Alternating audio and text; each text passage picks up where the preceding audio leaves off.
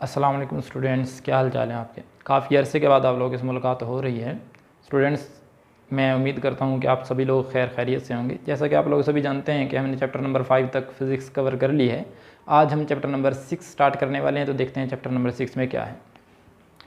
Students, chapter number 6 का नाम है वर्क एंड एनर्जी। जैसा कि इसके नाम से इज़हार है कि इसमें हमने एनर्जी और वर्क के मुतालिक चीज़ों को स्टडी करना है। स्टूडेंट्स, हम देखेंगे कि वर्क क्या है, इसकी डेफिनेशन क्या है, इसका एसआई यूनिट क्या है और इसकी इक्वेशन क्या है। स्टूडेंट्स, हमने इस इक्वेशन को यूज़ करके कुछ न्यूमेरिकल प्रॉब्लम भी सॉल्व करने हैं, वो भी हम देखेंगे। Energy and its types. Students, हमने यहाँ पे एनर्जी की बहुत सारी टाइप्स को देखना है, लेकिन हमने मेजर दो टाइप्स को यहाँ पे स्टडी करना है, kinetic energy and potential energy. Students, हमने इन दोनों की डेरिवेशंस भी करनी है और इनकी डेफिनेशंस भी करनी है, इनके मैथमेटिकल फार्मूलाज भी देखने हैं।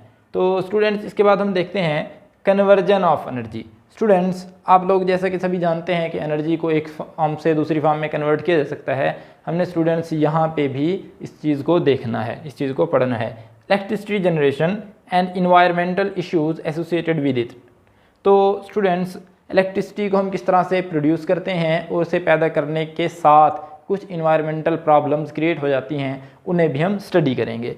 एनर्जी फ्लो डायग्राम हम यहाँ पे पढ़ेंगे। पावर एंड एफिशिएंसी के मुतालिक भी स्टूडेंट्स हम पढ़ेंगे। तो स्टूडेंट्स, अब हम शुरू करते हैं अपने पहले टॉपिक यानी वर्क को और देखते हैं कि इसके अंदर क्या कुछ हमें पढ़ने को मिलेगा। वर्क को हम इस तरह से डिफाइन करते हैं, work is done on a body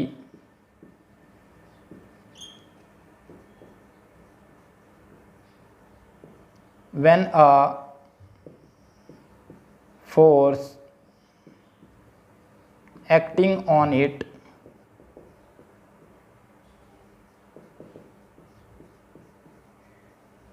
displaces it in the direction of force।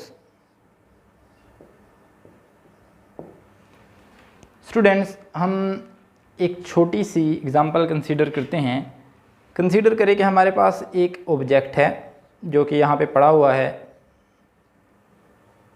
एक हॉरिजॉन्टल सरफेस के ऊपर। स्टूडेंट्स, कंसीडर करें इसके ऊपर इस डायरेक्शन में एक फोर्स F एक्ट करती है और इसे S डिस्प्लेसमेंट कवर करवाती है। तो स्टूडेंट्स, अगर हम इसके लिए मैथमेटिकल एक्सप्रेशन लिखना चाहें वर्क का, तो हम किस तरह से लिखेंगे। जस्ट हमने work should be equal to F into S, मतलब ये फोर्स और डिस्प्लेसमेंट के प्रोडक्ट के इक्वल होगा।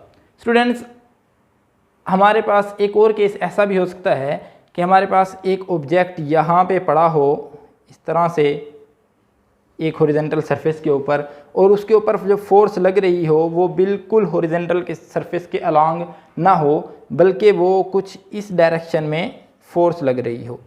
स्टूडेंट्स, मैं कहता हूँ कि ये फोर्स F है और ये जो डिस्प्लेसमेंट कवर करता है इस फोर्स के ज़ेरे असर वो S है।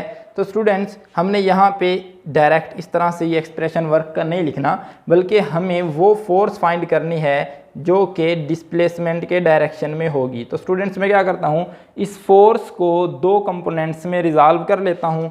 एक कंपोनेंट इसका ये बनेगा और दूसरा कंपोनेंट इसका हॉरिजॉन्टल सरफेस के अलोंग बनेगा। स्टूडेंट्स, जैसा कि आप लोग पहले देख चुके हैं कि इस कंपोनेंट को हम Fy कहते हैं और इस कंपोनेंट को Fx कहते हैं। स्टूडेंट्स, हम कंसीडर करते हैं कि यहाँ पे हॉरिजॉन्टल सरफेस के साथ जो फोर्स एंगल बना रही है वो है थीटा। तो स्टूडेंट्स, मैं क्या करता हूँ, Fx और Fy की पहले वैल्यूज़ फाइंड कर लेता हूँ। वो फाइंड करने के लिए मुझे कुछ नहीं करना, जस्ट यहाँ से मैं साइन थीटा की वैल्यू लेता हूँ इस ट्राइंगल से। तो मेरे पास वो क्या आ जाएगी स्टूडेंट्स, आप जैसा कि जानते हैं वो होगी Fy ओवर F। अब ये कहाँ से आ गई है, तो स्टूडेंट्स, साइन थीटा की वैल्यू आपने मैथमेटिक्स में पढ़ा हुआ है कि वो परपेंडिकुलर और हाइपोटेन्यूज के इक्वल होती है। तो हमने स्टूडेंट्स वही यहाँ पे एक्सप्रेशन लिख दिया है। सिंपल मैं क्या करता हूँ, इस f को इस तरफ मल्टीप्लाई कर देता हूँ और यहाँ पे मैं लाइन लगा के इसको लिख देता हूँ। यह आ जाएगा हमारे पास F Y is equal to F sine theta.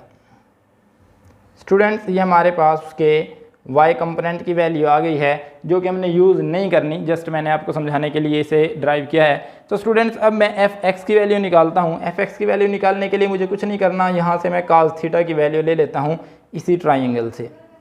Students जब मैं इस ट्राइंगल से cos थीटा की वैल्यू लेता हूँ तो वो क्या आती है देख लेते हैं हम। स्टूडेंट्स उसके लिए मुझे क्या करना है, जस्ट f(x) और डिवाइड कर देना है f से, क्योंकि ये हो जाएगी f(x) over f।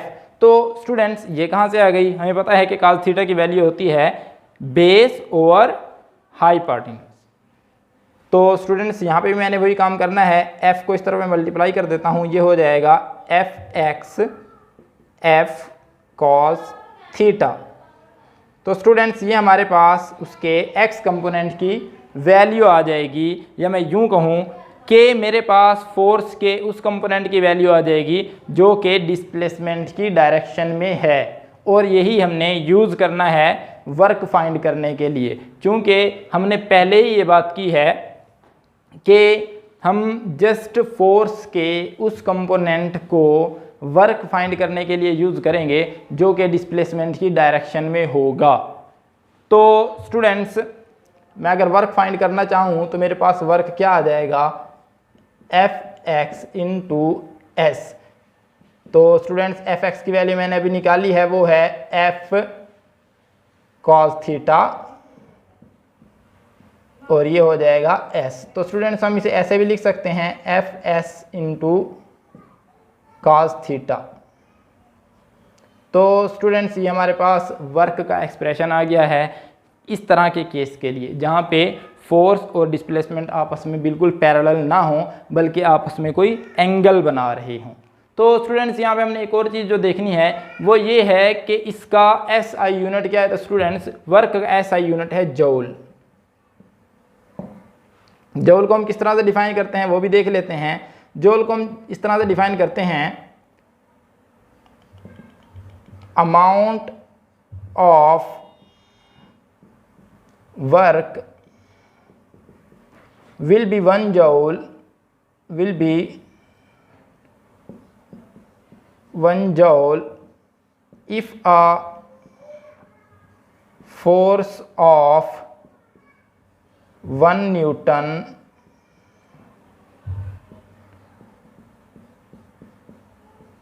displaces a body through 1 metre.